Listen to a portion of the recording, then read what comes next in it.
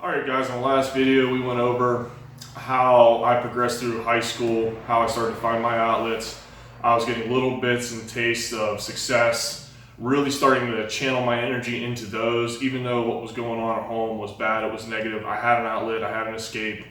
I kept pursuing those, and then we're going to do that here into my junior year, where I'm starting to realize that sports are like, I'm getting better, I understand where to put my energy. I want to be the best that I can be at it. You know, you see like, you know, the all-state guys and people going to college and playing college sports. Now I know that's the path I want to go. This is what I want to do, you know. So going into my junior year, so we're going in, you know, graduate sophomore year, I'm going into my summer here. I'm training, I'm practicing, I'm lifting. I'm basically full go training in my basement as much as I can with what I have. Still lifting after football lifting practices, which I don't recommend, but you know, at the time I thought more was better. Later down the road, I find out less is sometimes more. Either way, I'm working really, really hard. I'm throwing the shot in my driveway. That year, I actually made now I probably shouldn't have done it, but I made a ball of lead, okay? I remember putting a balloon and like a little coffee can of plaster so I could pour that in there. At the time, you know, I'm not that bright, realizing, oh, you could probably get lead poisoning from this thing. But I threw basically a 20-pound ball of lead in my driveway. And then I would throw a 5-pound barbell plate, like the old school ones that were like the 1 inch in diameter, but they had like the rounded edges, so it was like still nice to discus. So I was throwing maybe slightly heavier than a college disc, you know, but I don't know what I was doing. I was just standing there and throwing it. But either way, you know, it's like, okay, I'm gonna do what I know and try to get better. And then I'm, you know, running, I'm lifting, I'm going to football practice, I'm doing all that. I still got my old man, you know, barking in my ear and all that, but ignoring him and going on from there, because I also know that, you know, I don't really give a shit what he has to say, because he never comes to any of my meets, football games, nothing. You know, he just stays home and he just drinks. That's all the man does. Now, going to football practices and everything else, I am projected to start on defense. I go into camp, you know, as the backside defensive end, strong side defensive end, starting and all. But I remember like there's some politics and stuff on the team. One of the parents complained about their kid starting both ways.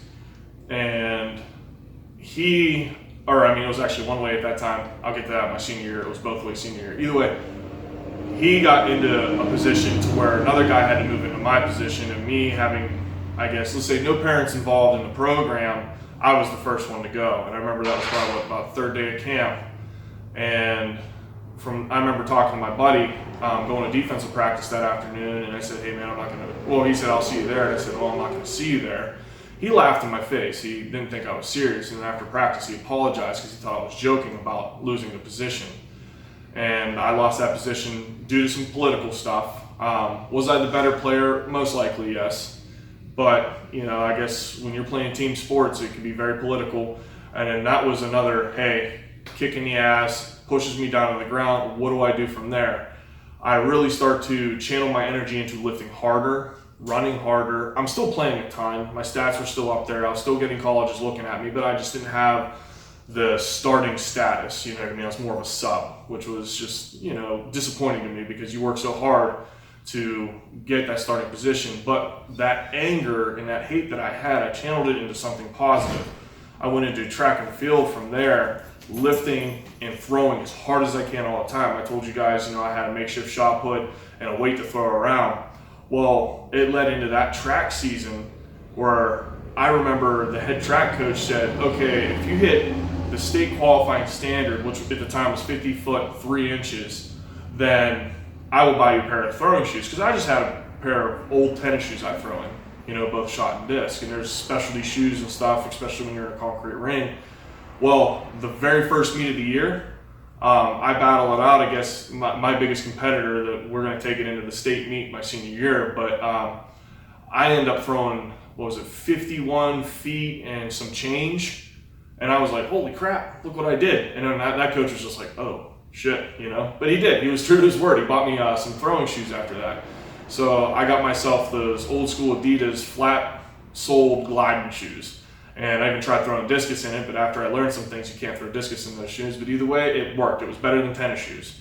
Now, discus, I still didn't really know what I was doing. I was powering just shy of the district standard and stuff. And then we started experimenting with the spin a little bit. And that year, I actually get that discus up to, I believe, 148, I think is what it was. Still getting to qualify for states and so on.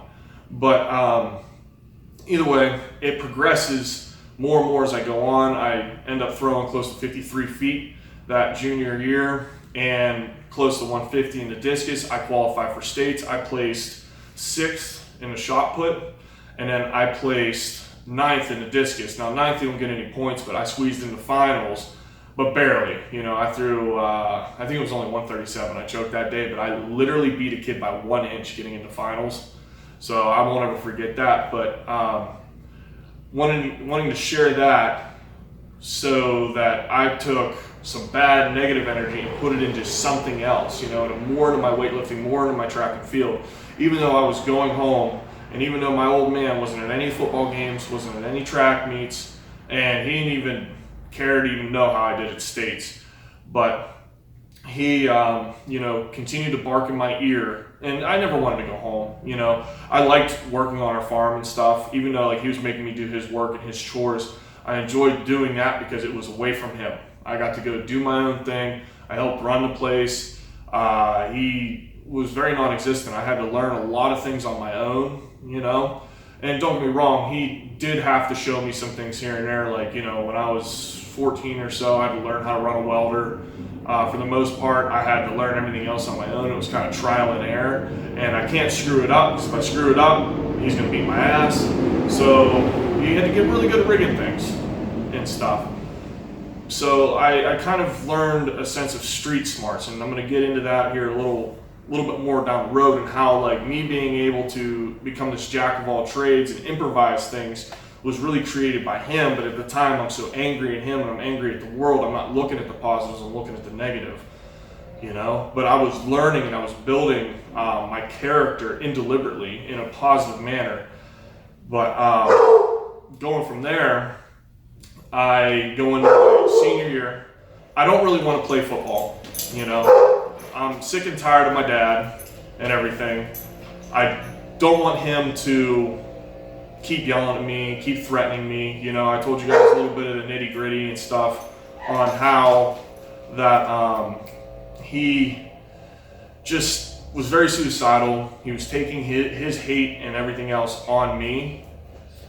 It was very sad, honestly. Like when you would come home, like I told you guys briefly how he was drunk at the table the one time, and he's sitting there and he's like, you know, tell me why I shouldn't fucking kill you, tell me why I shouldn't fucking shoot you, this kind of shit.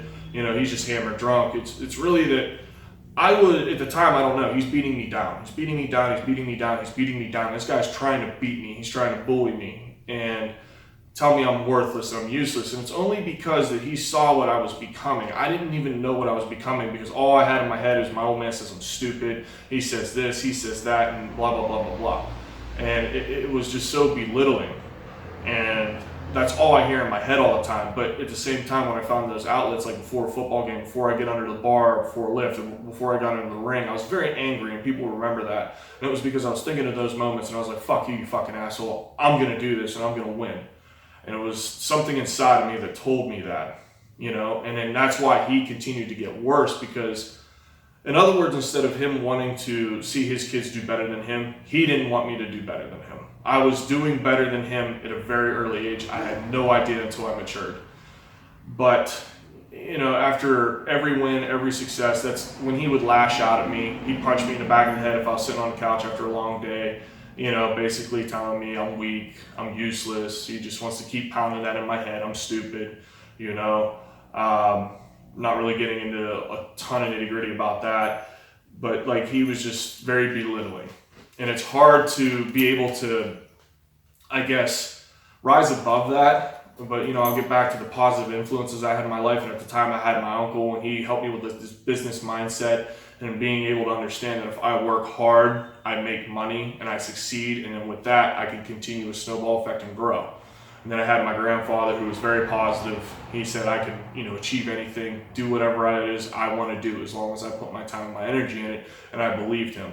So that helped pull me away from that, because if I didn't have that positive influence, like I've been telling you guys, then that would have just drowned me. My dad would have drowned me, and I would have became that piece of shit that he was hoping for. And then probably into that social rut where kids that come from that bad home life go to jail, do drugs, become alcoholics, and go nowhere with that. But I'm gonna quit talking about that, and we're moving into my senior year now. I don't really want to play football. After being, I toughed it out with that season. I'm glad I toughed it out. And even though I lost that starting position and stuff, it's just like, I saw so much success in track. Why don't I just focus on that? I can control my outcome, is what I saw. In team sports, I can't really control that outcome because it is political. After coaching, this is years later, you realize real quick, like, okay, you have 3 kids that can play a position and that could do really well. Now, who starts? That's the tough decision, and that's where team sports get political. But in track and field and in the weight room, I realized real quick, the tape measure doesn't lie and the pounds on the bar don't lie. You're either good or you're not. So that's where I wanted to put my time and energy. But there was a couple coaches, 2 coaches that I thanked at the end of my senior year that got me to come out and play. When I realized that, then boom, that fire was lit again. I'm probably going to start both ways, play on special teams and everything else. And I did. And I remember being on the field in the summertime. I'm out there with our quarterback, some of our snappers and everybody else, and we're working on our stances, we're working on our starts, our cadences, and everything else. So that it was just second nature, and it really helped progress into the football season to where we got into camp. And it was just like second nature. As soon as I fired off the ball, I knew what to do and how to do it. And it really put me and my other buddies ahead of everybody else.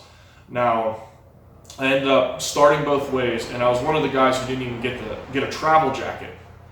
So our travel jackets were, we go so deep in the playoffs that it keeps us warm on the sideline. Well, there was 3 guys on the football team who never actually left the field. So we just played continuously. And from there, you don't really need a travel jacket. So I was one of those guys. So I go from basically a junior year of hell, I'm at that low. I don't know if I'm climbing out. I want to quit. I don't want to be there, to being successful, doing really well my senior year. I know I finished second on our offense in blocking percentage with 87. I was only beat by 1 guy, and he was a hell of a ball player. He had an 88 percentage. And then I got second on the defense with 71 tackles, I believe. I had 7 sacks and everything else. And I tied with the D tackle next to me, and then obviously the guy who won on offense. He won defense stuff. He was in the 80s. I believe it was 84 tackles or 85, which was just insane, actually, to have 3 defensive linemen lead your team in tackles and sacks. Usually doesn't happen that way, but, we must have did something right. And then I got most improved player that year, so I got that award. And it was very uplifting for me to understand, like, okay, my hard work did finally pay off. I got kicked down into the dirt. Dirt was kicked in my eyes, that junior year. I want to quit. I don't want to do it, and all this other stuff. To realize, like, if you just keep grinding and you keep working, that that there's light at the end of the tunnel. I ended up having a very good, successful year, and finishing up all conference, honorable mention all state as well. And then I'm like pumped. I'm excited. The only bad thing that I happen to have, and this is, just more shit that's going to happen, is I'm at the state semifinal game. We're playing against the best team in the state. We're number 2 in the state. They're number 1. They're 5 in the country. I break my arm. Well, I didn't break it. It dislocated and tore the cup. But with the last 2 to 3 minutes left in that game, it literally folded this way. And then the first instinct I had was to pull my arm to me, when it hurt.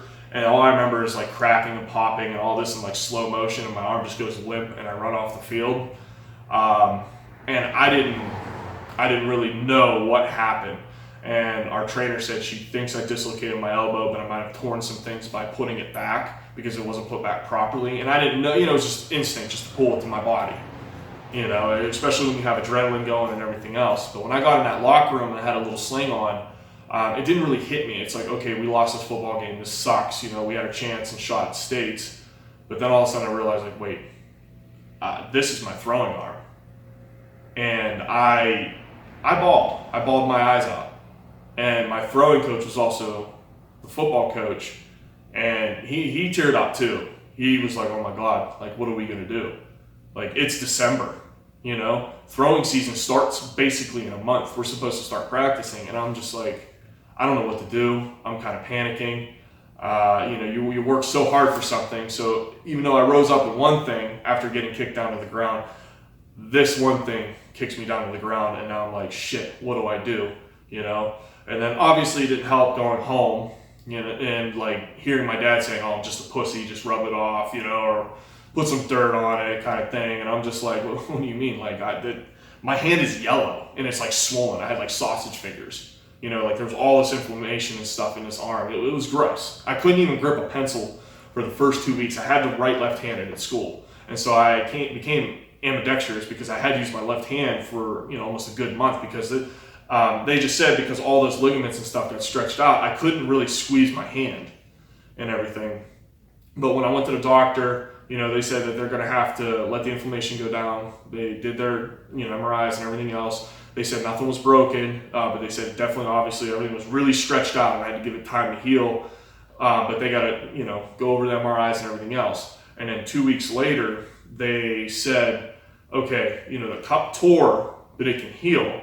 Just don't be stupid, you know? You gotta let everything go back. So I was like, so I don't need this little cast thing, do I? Because they had like a makeshift cast to keep my arm at 90 degrees. And then I had to wrap that cast in place and everything else.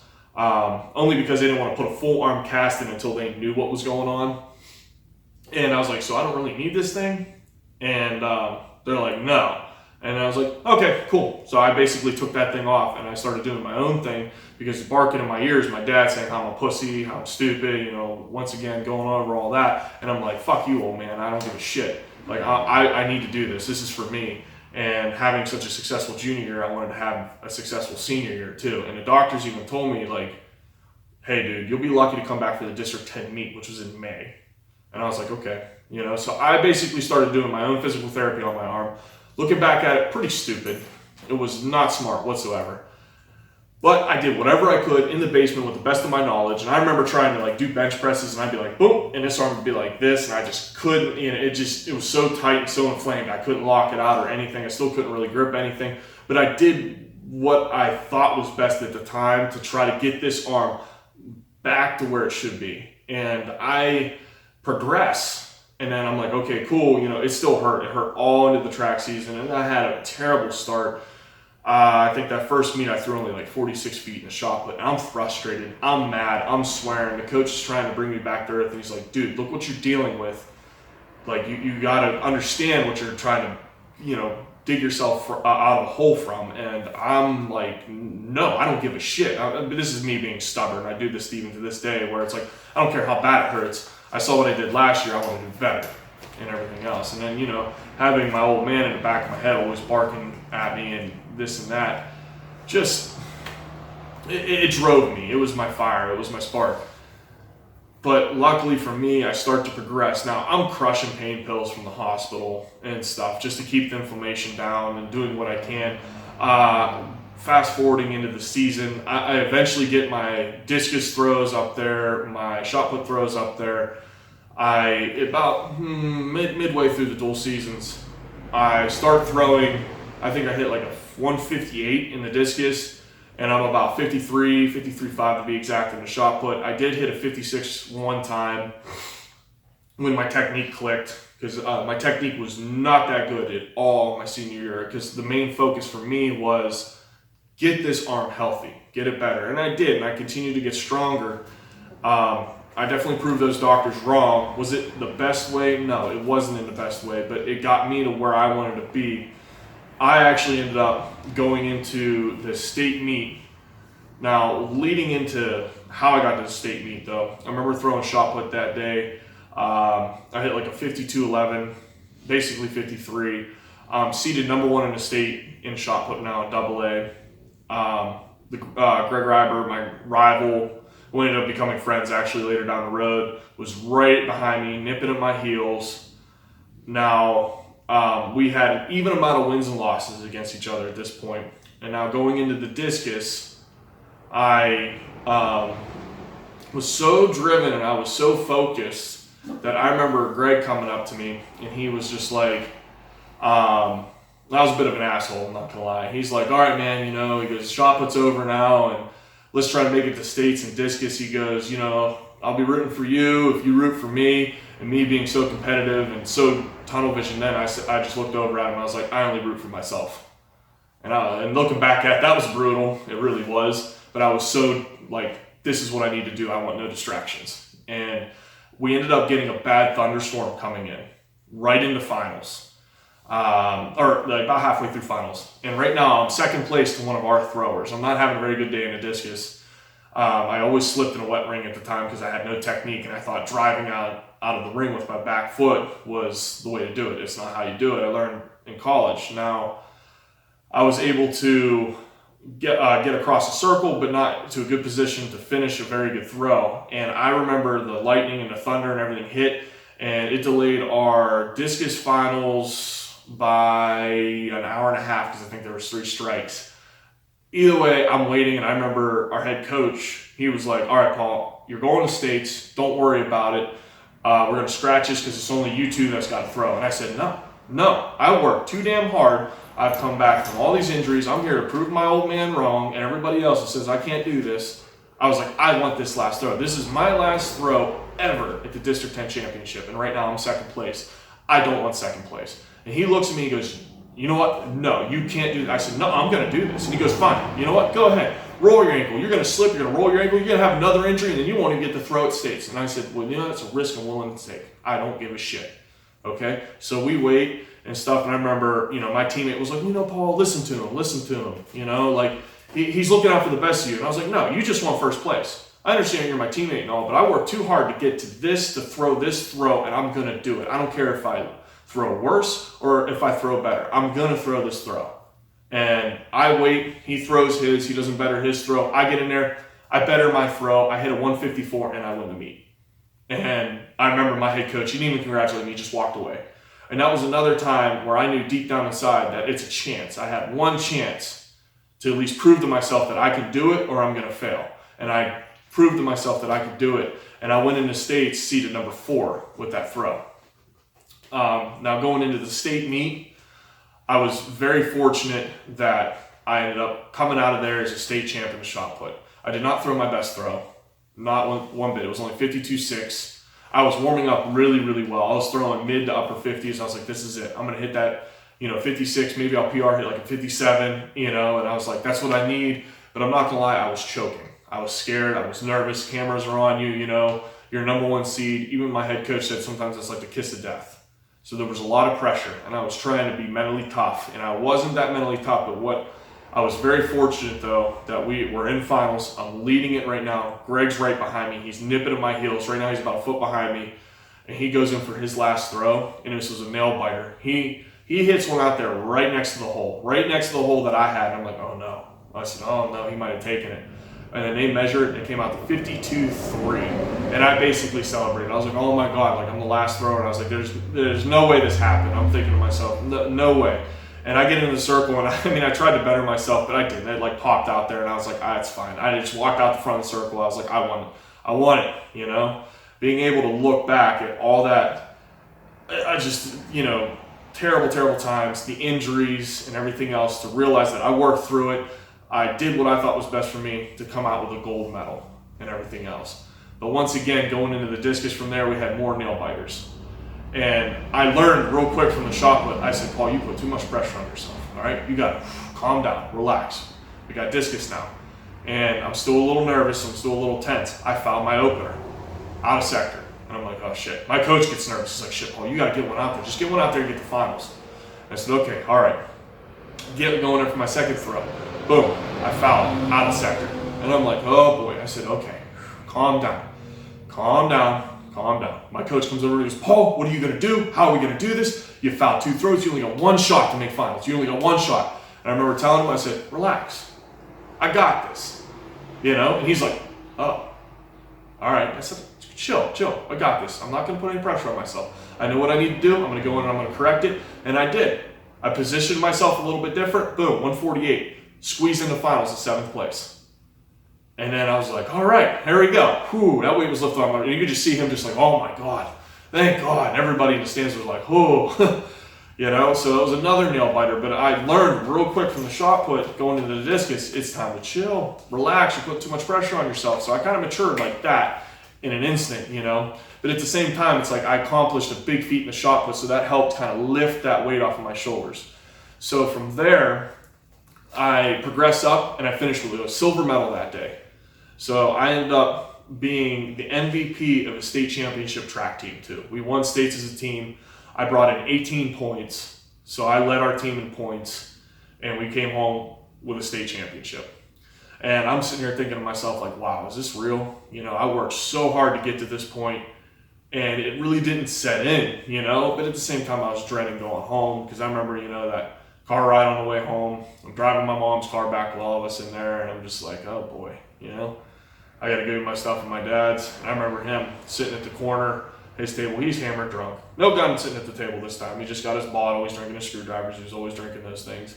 And he's like, what the fuck were you doing all weekend? And I'm like, nothing. I didn't do a thing. Even though I got my medals in my bag, you know. And it's nothing. Just walked away. He had no clue. He had no idea where I was or what even happened, nor did I want to tell him. You know, he didn't deserve that. He doesn't deserve that. A week later, he finds out.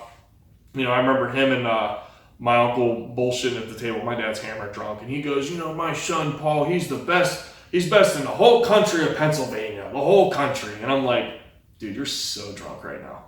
Like, he was just, no, it was funny. I'm not going to lie. I laughed. I thought it was hilarious. My brother thought it was funny too. But, you know, he was super nice when people were around and stuff like that. I'm like, wow, this is the first time. And he's like really kind of praised me or said one thing like ever that I can remember.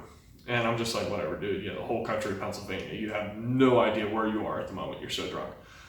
Either way, I'm like, okay, I accomplished that. And now I'm like really driven to go to college and do sports. With going into college now, I'm going to battle more adversity and everything else. There's going to be a lot of highs. There's going to be a lot of lows. But like I talked about going through my high school years, there was a lot of ups, there was a lot of downs. I had to fight really hard, you know, the good, the bad times. And the next step going into college is going to be a whole new battle. I'm going to be having my ups and my downs.